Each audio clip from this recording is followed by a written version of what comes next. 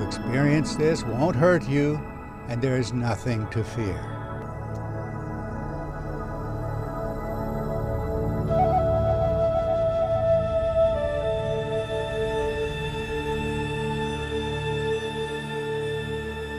Numerous mythic traditions say that from primeval chaos, a pillar arose to separate a created world into upper and lower divisions.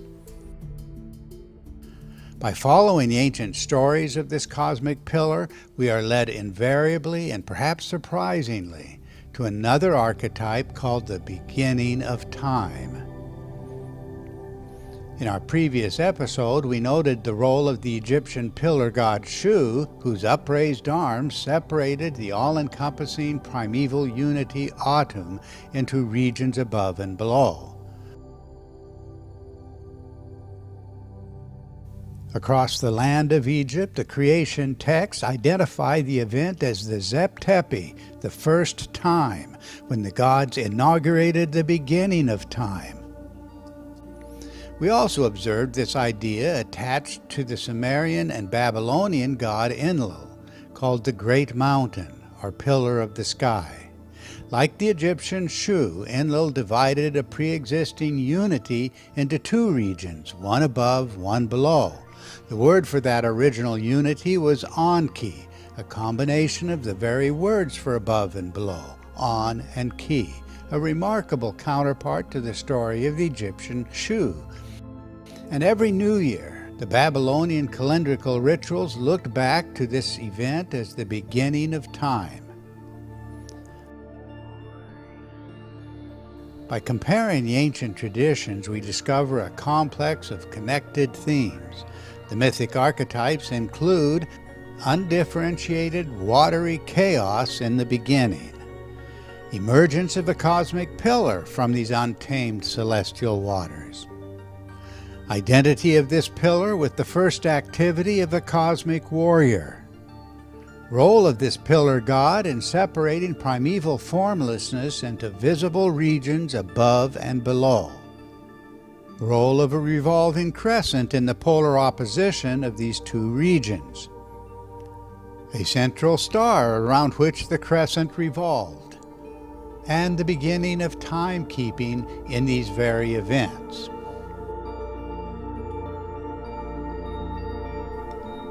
In our reconstruction, we relate this story directly to the emergence of the polar configuration, a pillar rising along the Earth axis and identified with the first activity of the planet Mars, a central star at the summit identified as the planet Venus, and an illuminated crescent on the planet Saturn, this crescent visually revolving around the central star as the Earth rotated on its axis. Once recognized, the consequent mythic archetypes are as impossible to deny as they are impossible to explain through natural phenomena occurring today. From this new perspective, the arrival of the revolving crescent and the polar opposition of that crescent in the daily cycle meant exactly the same thing as the primeval differentiation of day and night. The subject is the first timepiece in the sky, and as we expand our field of view, the details of these archetypes and their connections to each other become ever more clear. Chinese traditions declared that in the beginning, heaven and earth, meaning the regions above and below, were joined together like a chicken's egg, but later separated. More particularly, the Yukagir described the upper region of the egg as a prominent arc with the ends turned down, while depicting the lower region as a prominent arc with the ends turned up. That depiction offers a surprising agreement with the reconstruction we presented here, with no plausible explanation in currently observed phenomena. In the Chinese silk manuscript, it was the ancestral Pangu who separated the original unity into above and below, using his own body as a pillar to force apart the two regions. Cross-cultural investigation confirms this unique archetype. the role of a cosmic pillar, something never seen in our own time, to a universally remembered event. For the Vietnamese, it was the ancestral giant Kong who separated above and below, placing a pillar between the two. Japanese creation accounts say that an original unified sphere called Inyo was divided into two parts, In and Yo. These twin powers were born from formlessness or chaos at the beginning of time, emerging as opposites around a central axial column. This column, named Ami no Tokotachi no Mikoto, was the heavenly august pillar, or the heavenly eternally standing deity. Japanese creation mythology identifies the pillar god as the prop supporting heaven and separating heaven and earth. In later variations on the story, the two divisions were popularized and artistically stylized as the dualities yin and yang. In Hindu creation accounts, it was the prototypical warrior Indra who divided the original monad into regions above and below, the god himself standing as a pillar to hold the separation in place. In later times, Vedic astronomers had good reason to name the celestial pole as the pole of Indra, honoring Indra as the god who propped up heaven from earth at the beginning of time. The beginning of time. The language is remarkably consistent. Based on the archetypal context, we can say with utmost confidence that the words mean literally, before which no timekeeping was possible. We see the same memories across the South Pacific, where a great warrior, the Son of Heaven, is said to have divided an undifferentiated world into the primal pair. For example, the Maori of New Zealand recounted how the legendary warrior Tain, called the Prop of Heaven, separated an original unity into the first parents, Ranganui and Papatuanuku. The Maori remember this event as the emergence of light and dark. Darkness was made manifest, and so was the light, from a primeval haze or chaos at the beginning of time.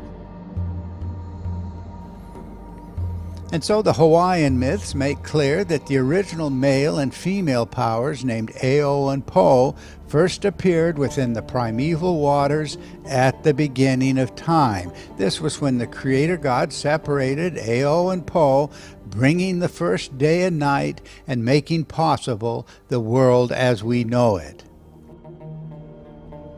The global repetitions of the theme are nearly endless.